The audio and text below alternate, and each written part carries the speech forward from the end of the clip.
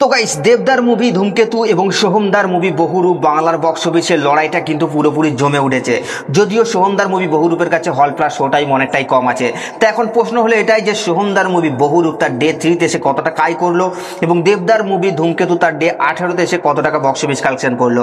তো hey guys, welcome back to my channel. আমি আছি আপনাদের সঙ্গে মিঠুন, আর আপনি দেখছেন আমার ইউটিউব চ্যানেল এমবি স্টুডিও। তো ভিডিওটা শুরু করার আগে আপনাদের কাছে আমার একটাই রিকোয়েস্ট, আপনি যদি আমার চ্যানেলে ফার্স্ট টাইম হয়ে থাকেন তো প্লিজ চ্যানেলটাকে সাবস্ক্রাইব করে ভিডিওতে একটা লাইক করে দেবেন। তো চলুন ভিডিওটি শুরু করা যাক।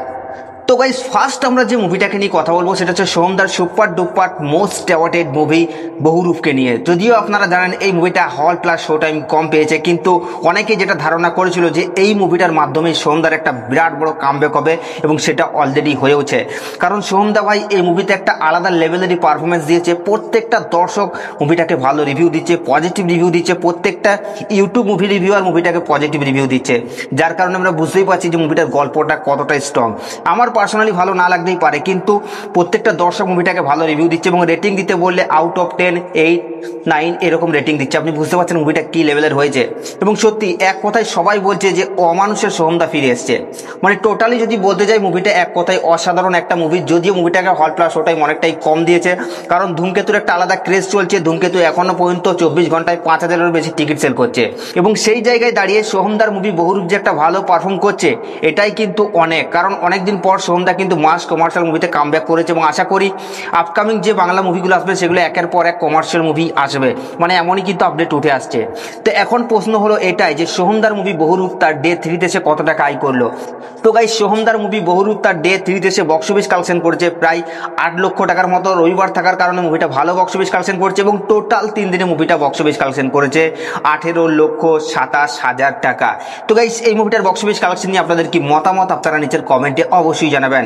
এবং প্রশ্ন হলো দেবদার মুভি ধূমকেতু তাহলে তার ডে 18 এসে কত টাকা বক্স অফিস কালেকশন করলো।